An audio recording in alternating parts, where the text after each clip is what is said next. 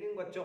आज अपन लेते हैं बेटा हाइब्रिडाइजेशन को आगे बढ़ा रहे हैं और अब लेते हैं अपन hybridization of elements involving d orbitals. इसमें आज डी ऑर्बिटल्स लेंगे। कार्बन में तो डी होता नहीं है, ठीक है ना, तो जिसमें डी वैकेंट होता है वो आज लेंगे और उसमें पहला ले रहे हैं sp3 हाइब्रिडाइजेशन। तो डेफिनेशन बनाने का तरीका मैंने बता दिया था एग्जाम में कैसे लिखना है। When 1s and 3p and 1d orbital combine distribute their energy energy and form five new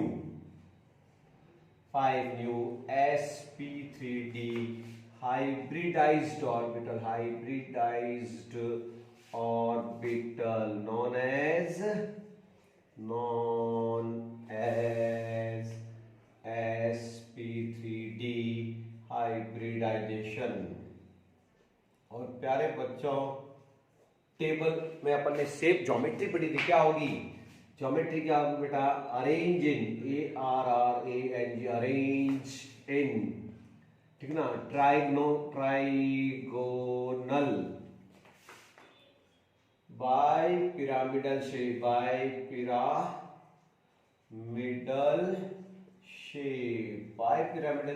में होगा। कैसे होता है, ट्रायंगल ये रहा, बाय पिरामिड ये रहा, ये ट्रायंगल पिरामिड ऐसा शेप होगा बेटा। एग्जांपल ले लेता हूं मैं, कौन सा, PCl5 का बढ़िया एग्जांपल है। PCl5 में किसका हाइब्रिडेशन होगा बेटा, सेंट्रल एटम कौन है, P, इसका लास्ट कॉन्फ़िगरेशन क्या आएगा, देखो ये तो नियॉन तो 10 हो गया, उसके बाद में 3s2 12 और 3p3 और 3d इसमें होता है, खाली लिख लेंगे, क्यों, क्योंकि 15 हो गया, देखो इसका 15 ये हो गया, 10 तो नियॉन का, 12 और 3 15 और 3d 0, इसके पास वैकेंट ऑर्बिटल है d। तो हाइब्रिडेशन तो पता चल गया आपको। अब अपन इसको लिख लेते हैं। आप जो है वीडियो पॉज कर लेना, स्पीड बन जाती है तो आप वीडियो पॉज करके लिख सकते हैं, कोई बड़ी बात नहीं है बच्चों। तो कैसे क्या करेंगे बेटा, कौन कौन सा ऑर्बिटल है, s वाला है, ठीक है ना, p का ग्राउंड स्टेट कॉन्फ़िगरेशन क्या है, 3s2 3p3 3d 0, s में इलेक्ट्रॉन्स 2 फिल किए हुए हैं, p में इलेक्ट्रॉन्स 3 है और पूरा का पूरा इसके पास वैकेंट d ऑर्बिटल है, 1 2 3 4 और 5, ये ग्राउंड स्टेट है। अब मैं इसको इलेक्ट्रॉन को एनर्जी देता हूं, इसका ES लिखना है, एक्साइटेड स्टेट में कॉन्फ़िगरेशन। ये इलेक्ट्रॉन कहां जंप कर लेगा, आगे चला जाएगा, तो क्या बन जाएगा बेटा, एक में s में हो गया, 3 आपके क्या हो गए रे बच्चों इसमें, और एक d में आ गया। अब ये ऑर्बिटल कंबाइन होंगे, डिफरेंट एस आ रहे हैं, एक s का 3p और 1d, ये कंबाइन होकर कहेंगे तो हाइब्रिडेशन कौन सा हो जाएगा बेटा, sp3d। तो प्यारे बच्चों ध्यान देना, तो हाइब्रिडेशन विच 1s, एक तो s वाला, 3p and 1d orbital combine, कितने कंबाइन हो रहे हैं, 5 टोटल, गिन लो, 1 2 3 4 5, वापस न्यू ऑर्बिटल्स भी जो नए हाइब्रिडाइज ऑर्बिटल बनेंगे वो भी 5। तो हाइब्रिडेशन के रूल है बेटा कि जितने ऑर्बिटल पार्टिसिपेट करते हैं उतने न्यू बनते हैं, तो 5 डिब्बे बनाओगे, न्यू ऑर्बिटल्स 5, ये है आपके 5 sp3d हाइब्रिड ऑर्बिटल, कितने, 5, 5 में एक इलेक्ट्रॉन है, ओके, न्यू ऑर्बिटल्स। ये कैसे कंबाइन होंगे 5 ऑर्बिटल, पहले बात तो ये Cl है, PCl5 में Cl है, तो Cl का जो अनपेयर्ड इलेक्ट्रॉन वो इसके साथ बॉन्ड बनाएगा, ऐसे 5 बॉन्ड। और बच्चों हाइब्रिडाइजेशन sp3d है, तो शेप कौन सा होगा, ट्रायंगल, ये लीजिए ट्रायंगल बाई पिरामिडल शेप होगा, 3 120 के एंगल, ये हो गया p बेटा, 3 बॉन्ड तो क्या होता है इसमें, 3 बॉन्ड तो होते हैं प्यारे बच्चों इक्विटोरियल, 2 तो है लंबे एक्सियल, ये तो कौन से बॉन्ड है, एक्सियल, और ये कौन सा है, इक्विटोरियल, ठीक है बेटा। मतलब बाई ट्राइंगल ऐसा है बाइपिरामिडल, तो ये शेप होगा ट्राइंगल बाइपिरामिडल, ठीक है ना। और आप चाहो ऐसे ऑर्बिटल्स बनाना चाहो तो भी बन जाएंगे। ये आपके Cl वो Cl 3 Cl हो गया, ऐसा डायग्राम बनाओ तो भी राइट है, इस बाकी स्पष्ट दिखता है, इसमें कोई दिक्कत नहीं है। ट्राइंगल कहाँ है, ट्राइंगल ये रहा, बाइपिरामिडल नजर आ रहा है, ये है बच्चों sp3d हाइब्रिडाइजेशन और उसका चौबोली शेप। अब कौन सा पढ़ेंगे, sp3d2। ओके, कोई दिक्कत नहीं है, आप वीडियो पॉज करके लिख लें और मैं अब जो है मैं आपको बता रहा हूँ। ओके, मैं ले रहा हूं अब नया, कौन सा ले रहा हूं बेटा, sp3d2 हाइब्रिडाइजेशन। कौन सा हाइब्रिडाइजेशन पढ़ने जा रहे हैं अब आप, sp3d2। डेफिनेशन साथ में बनानी आ गई होगी आपको कि when 1s and 2p या 3p and 2d orbital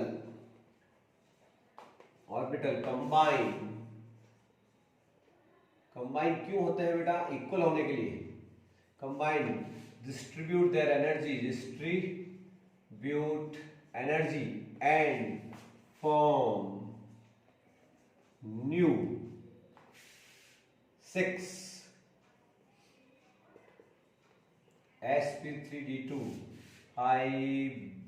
hybridized orbital called sp3d2 hybridization। कोई डाउट ही नहीं है ना। एग्जाम्पल ले लेता हूं, उससे समझ में आएगा। शेप कैसा होगा बेटा, शेप फिक्स होता है बच्चों, याद दिला दो। ज्योमेट्री जिसको बोलते हैं शेप, मतलब ज्योमेट्री ऑक्टाहाइड्रल क्या होगी, ऑक्टाहाइड्रल ज्योमेट्री होगी। कैसी होती है रे प्यारे बच्चों, क्या ऑक्टाहाइड्रल नाम क्यों पड़ा, देखो टेट्राहेड्रल तो यहाँ बन रहा है चार्ट तो, और ये यहाँ बन रहा है ऐसे, ये ऑक्टाहाइड्रल ज्योमेट्री होगी बेटा। एग्जाम्पल लेता हूँ SF6, कोई डाउट नहीं है, सेंट्रल एटम सल्फर है, लास्ट कॉन्फ़िगरेशन क्या आता है 16 है वैसे तो, लास्ट कॉन्फ़िगरेशन आता है इसका। और ये नियॉन के बाद में क्या आता है 3s2 3p4 और 3d होता ही है ना, 2d तो दुनिया में होता ही नहीं है, 3d तो कौन पॉसिबल ऑर्बिटल है, इस d के 5 डिब्बे हैं। तो ग्राउंड स्टेट कॉन्फ़िगरेशन में क्या हो रहा है, देखो s में 2 फिल किए हुए हैं, p में 4 फिल करते हैं ना। कैसे करूं बेटा, एक एक सब में बढ़ते हैं, कौन सा रूल है, हुन्स रूल। 4 बढ़ने का तरीका देखना, 1 2 3 सब में एक एक, उसके बाद पेयरिंग। और ये डी के 5 डिब्बे खाली पड़े हैं बच्चों, 1 2 3 4 5। अब ग्राउंड स्टेट में तो 2 ही वैलेंसी इसकी, लेकिन इन इलेक्ट्रॉन्स को एनर्जी देते हैं तो अनपेयर्ड हो जाती है, आगे चला जाएगा ये आगे। फिर इक्वल होने के लिए नए ऑर्बिटल्स बनाएंगे, हाइब्रिडाइज्ड ऑर्बिटल। तो ग्राउंड स्टेट के बाद में इसका ES लिखना पड़ेगा, एक्सेप्टेड कॉन्फ़िगरेशन आएगा, इसको भी आगे भेज देंगे, इसको भी इसकी वैलेंसी बढ़ा लेते हैं अपन, है ना। तो ये अकेला रह गया अनपेयर्ड, ये भी 3 अनपेयर्ड है बेटा, और ये 2 अनपेयर्ड डी में आ गए। अब ये S गोल वाला, ये डंबल वाले सब इक्वल होने के लिए क्या करेंगे, हाइब्रिडाइजेशन। कौन सा होगा, 1s 3p 2d, कौन सा हाइब्रिडेशन हुआ, sp3d2। How many new orbitals, जितने ऑर्बिटल कंबाइन होते हैं उतने ही तो नए ऑर्बिटल बनते हैं। तो कितने बनेंगे, 1 2 3 4 5 और 6 ऑर्बिटल बनेंगे, 1 2 3 4 5 6 4 5 और 6 1 2 3 4 5 6 और वापस नए ऑर्बिटल्स भी इसमें आपके। और शेप कैसा होगा sp3d2 का, sp3d2 का ऑक्टाहाइड्रल कैसा होता है, ये सेंट्रल एटम को सेंट्रल में बिठा दो और F6 लगा दो, 1 2 3 4 5 6। तो ये शानदार sp3d2 हाइब्रिडाइजेशन है बच्चों। तो D वाला लास्ट जो आपके है बेटा sp3d3 हाइब्रिडाइजेशन। कौन सा पढ़ने जा रहे हैं प्यारे बच्चों, sp3d3। तो प्यारे बच्चों इसको रोक करके इसको नोट कर लें और फिर नया ले रहे हैं अपन, कौन सा, sp3 D3 हाइब्रिडाइजेशन। ओके बच्चों, पॉज करके लिख लें, मैं नेक्स्ट ले रहा हूं, मैं इसी में चेंज कर देता हूं कि sp3d3 तो क्या होगा बेटा 1s 3p and 3d, 1s 3p and 3d orbitals combine distribute their energy and form new 6 की जगह क्या आ जाएगा 7 sp3 आ जाएगा, ये 3 वाला पढ़ रहे हैं अपन, hybridized orbital called sp3d3 hybridization. और शेप क्या सा होगा बताइए, शेप अब चेंज हो जाएगा, शेप कौन सा हो जाए इसका, पेंटागनल बाइपिरामिडल। कैसा हो सकता है पेंटागनल, कैसा होता है रे बच्चों, इस तरह का, ये बाइपिरामिडल, इसको बोलेंगे अपन पेंटागोनल बाइपिरामिडल। तो प्यारे बच्चों पेंटागोनल बाइपिरामिडल शेप होगा। और बेटा एग्जाम्पल नया लेना पड़ेगा, एग्जाम्पल इसका कौन सा है, IF7, फेमस एग्जाम्पल कौन सा बेटा IF7। अब अपन इसको इसका लेते हैं, IF7 इसका एग्जाम्पल है, आयोडीन IF7। हेलोजेंस होते हैं, उनका कॉन्फिगरेशन फिक्स होता है फैमिली का NS2NP5, हेलोजन की वैलेंस में 7 होती है जनरल, ठीक है ना। आयोडीन का होता है, आयोडीन कौन से पीरियड में आती है, फिर कल बार आई एंड है ना, ये आती है 5th पीरियड में। तो इसका आयोडीन का लास्ट कॉन्फिगरेशन होता है 5s2 5p5 और 5d0। S में आप इलेक्ट्रॉन भर लो 2, P में आप इलेक्ट्रॉन भरने 5, तो कैसे भरेंगे बेटा 1 2 3 4 5, और D तो भाई साहब अपने खाली पड़े ही हैं। अब क्या करना पड़ेगा, इसको तो बोलते हैं ground state configuration, lower energy वाला, और एनर्जी देते हैं तो अपन इलेक्ट्रॉन्स को अनपेयर्ड कर सकते हैं। इसको इलेक्ट्रॉन को वैलेंस से बढ़ा के यहाँ भेज दो, इसको यहाँ भेज दो, इसको यहाँ भेज दो, तो ये एक्साइटेड स्टेट में क्या होंगे, अनपेयर्ड हो जाएंगे बेटा, हो गया ना ये अनपेयर्ड। इसके बाद में आप क्या करेंगे, ये बेचारे क्यों मिलते हैं रे, ये सब इक्वल होने के लिए एस वाला गोल, ये डंबल, ये सब मिलकर के हाइब्रिडेशन में पार्टिसिपेट करेंगे। और कितने डिब्बे मिल रहे होते नए बनेंगे, 1 2 3 4 5 6 7, तो 7 बनेंगे। कौन सा हाइब्रिडेशन है बेटा, S3p और 3d, तो और हाइब्रिडेशन हो गया sp3d3, और वापस कितने बनेंगे, 7 ही बनेंगे। तो आपके बन गए बेटा 1 2 3 4 5 6 और 7, ये 7 ऑर्बिटल्स है बेटा। इसमें क्या होंगे, वो आई वाला है ना, F इसके साथ पेयरिंग बनाएंगे, 7f जुड़ जाएगा ना, 7 ऑर्बिटल्स है।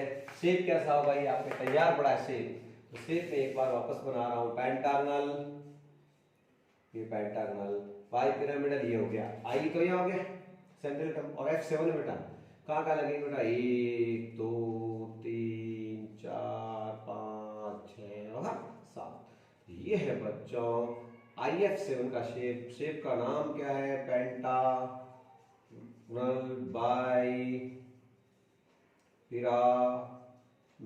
शेप होगा।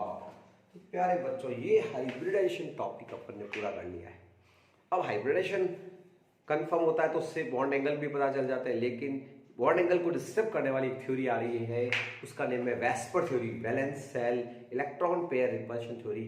ये अपना नेक्स्ट टॉपिक होगा, वेस्पर थ्योरी के नाम से बहुत प्रसिद्ध है बच्चों, वो अपन नेक्स्ट करते हैं।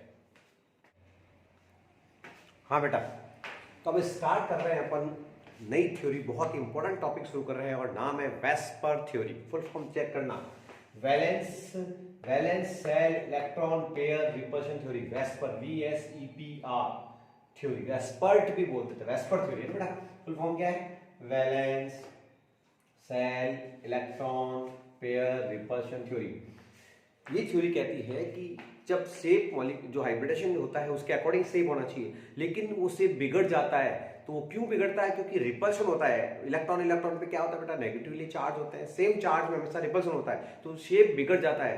आप लिख के आओगे कि sp3 का टेट्राहेड्रल होना चाहिए, और टेट्राहेड्रल होता भी नहीं, तो शेप बिगड़ता क्यों है, ये थ्योरी हमें बताती है। कौन, वेस्पर थ्योरी, बहुत इंपॉर्टेंट है बेटा। डेवलप किसने की इस थ्योरी को, तो पहले तो गिवन किसने है, सिडविक एंड पॉवेल। ये थ्योरी सिडविक और पॉवेल ने 1940 में दी थी, नोट करना है प्लीज, इसको नोट करना है, इस पूरे पेज को आपको नोट करना है। डेवलप्ड बाय गैलेस्पी एंड नाइहोम, गैलेस्पी गैलेस्पी एंड नाइहोम। बेटा नाइहोम एंड गैलेस्पी 1957 में इसको क्या किया, डेवलप किया था प्यारे बच्चों, मजा आएगा इसको। इसका पहला पॉइंट क्या है, main points of the theory क्या है बेटा, मेन पॉइंट्स मस्त याद हो चाहिए। पहला पॉइंट क्या कहता है, the shape of molecule depend upon the number of valence electron pairs, bond pairs and lawn pairs. Shape जो होता है उस सेंट्रल एटम पर कितने लॉन पेयर्स हैं और कितने बॉन्ड पेयर्स हैं उस पर उसका शेप डिपेंड करेगा। वो रिपेल करके इस 3D एनवायरनमेंट में स्पेस के अंदर कहाँ एडजस्ट होते हैं उससे शेप डिसाइड होगा। तो फर्स्ट पॉइंट आप नोट करेंगे, the shape of a molecule depend upon the number of valence electron, like ठीक है ना, bond pair as well as lone pair, वो डिसाइड करते हैं। दूसरा, each pair repel one another, electrons repel करेंगे बेटा क्योंकि सेम चार्ज में रिपल्शन होता है। And shape of molecule change, जब रिपल्शन होगा तो शेप जो होना चाहिए वो नहीं होगा, चेंज हो जाएगा। कौन सा रिपल्शन होगा भी देखेंगे। लास्ट है बेटा, the pair of the electron tends to occupy such position in space that minimise repulsion between them, वो कहां रुकेंगे जहां मिनिमम रिपल्शन मैक्सिमम स्टेबिलिटी। तो बच्चों सेंट्रल एटम जो है वहां एडजस्ट, एनवायरमेंट इलेक्ट्रॉन का वहां होगा एडजस्ट जहां रिपल्शन क्या हो, कम हो। ओके, तो ये आप पॉज करके नोट करेंगे। और अब अपन देखते हैं आगे इसमें क्या है बेटा। जब है कि जब सेंट्रल एटम के पास कोई लॉन पेयर नहीं होता है तो उसका शेप वही होता है जो हाइब्रिडाइजेशन में है। कैसे, तो नोट करेंगे, व्हेन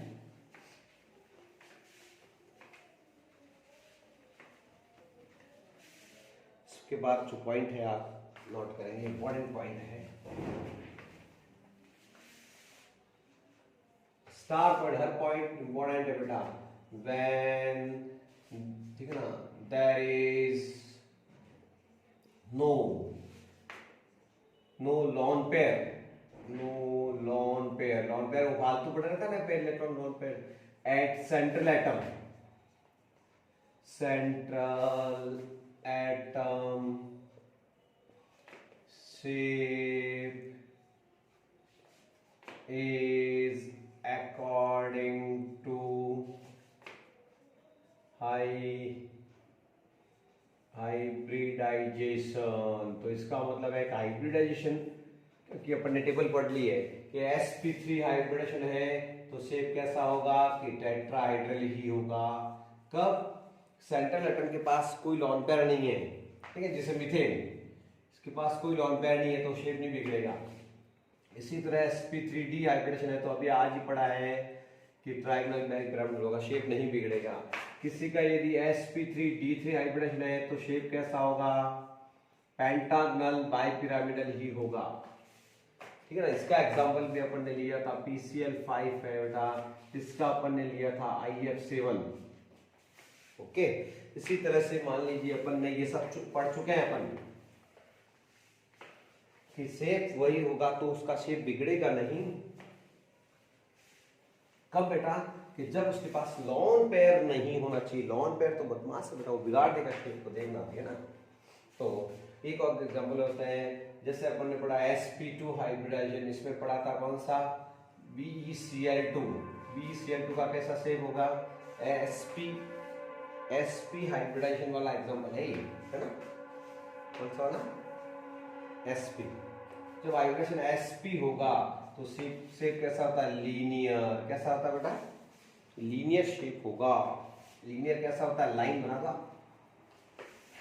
तो बिगड़ेगा नहीं। कैसा शेप होता है, सेंट्रल एटम यहाँ ये 180 का एंगल है, कैसा होगा, लीनियर। sp2 है तो शेप कैसा होगा, प्लेनर, ट्रायंगल। BF3 एग्जांपल लिया था, इस तरह का शेप होगा। तो इनके पास, किसी के पास लॉन पेयर नहीं है, ठीक बेटा, तो शेप नहीं बिगड़ेगा। अगला पॉइंट है, जब लॉन पेयर आ जाएगा तो 3 तरह का रिपल्शन आ जाएगा बेटा। तो इस वीडियो को भी आप पॉज करके आप देख लेंगे। नो लॉन पेयर, अभी लॉन पेयर नहीं है, अब लॉन पेयर आते ही गड़बड़ क्या होती है वो इंपॉर्टेंट है।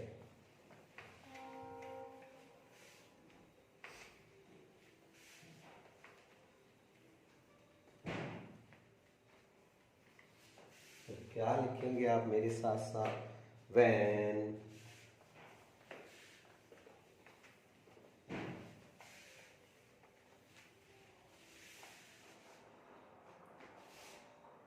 पड़ेगा बेटा, when lone pair present at central atom, Ca का मतलब क्या है, Ca का मतलब central atom, then there are three type of repulsion present, three type of repulsion present होगा। कौन कौन सा? सबसे खतरनाक रिपल्शन कौन सा है बेटा? लोन पेयर रिपल्शन, सबसे तगड़ा रिपल्शन है लोन पेयर। उसके बाद रिपल्शन कौन सा है? Lone pair bond pair repulsion. और सबसे वीक रिपल्शन दुनिया का कौन सा है? Bond pair repulsion. तो रिपल्शन दुनिया में तीन तरह के होते हैं, lone pair repulsion, lone pair bond pair repulsion and bond pair repulsion.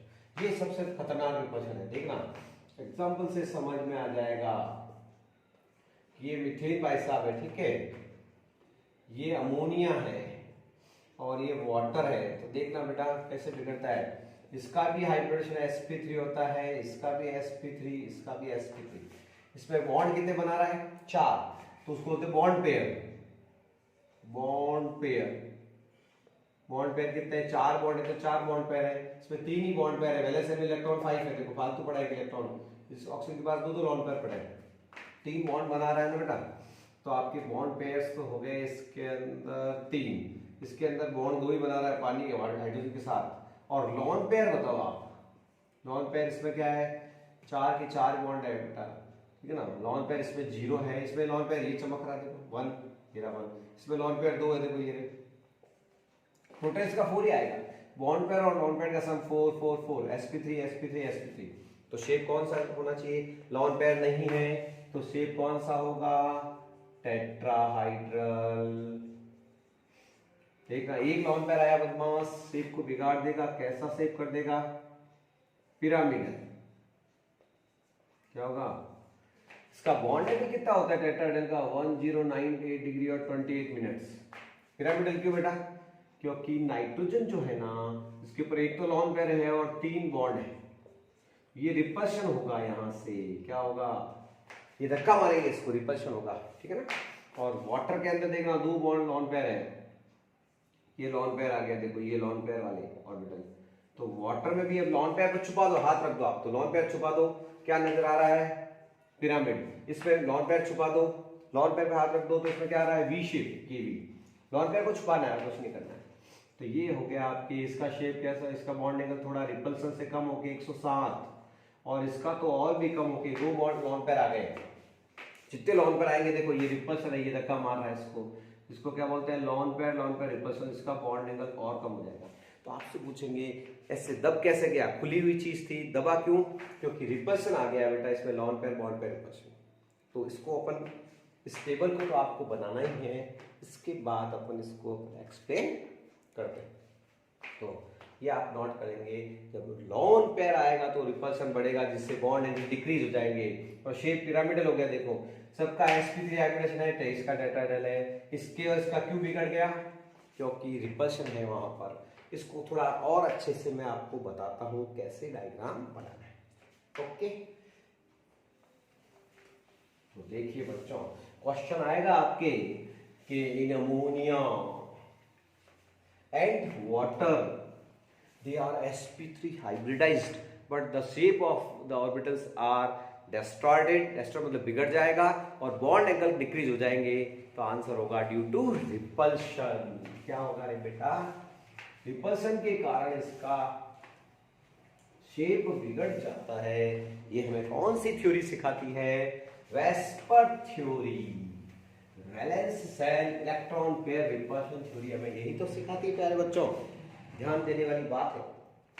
तो अब आप ध्यान से समझिए, मस्त लगेगा, मजा आएगा। इसमें लोन पेयर जो है उसको छुपा देना है। तो नाइट्रोजन अमोनिया का देखते हैं। नाइट्रोजन वैलेंस इलेक्ट्रॉन इसके पास है, लास्ट कॉन्फिगरेशन क्या है इसका? 1s2 2s2 2p3। Valence shell कौन सा? ये छोड़ दो आप, ये वैलेंस शेल 2 वाला, इसमें 2s में इलेक्ट्रॉन, ये 3p के, अब 3 बॉन्ड बनाने, 3 बॉन्ड है, ये एक लॉन पेयर पड़ा है। हाइब्रिडेशन कौन सा है इसका, s और 3p पार्टिसिपेट करेंगे, कौन सा हाइब्रिडेशन आएगा बेटा, sp3। तो कितने बनेंगे वापस, 4 ऑर्बिटल बनेंगे, न्यू 4 sp3 हाइब्रिड ऑर्बिटल ना। एक तो लॉन पेयर वाला बेटा और 3 बॉन्ड बनाएंगे, कौन बनाएगा 3 बॉन्ड, हाइड्रोजन। सॉरी, 3 बॉन्ड बनाएंगे, ठीक है ना।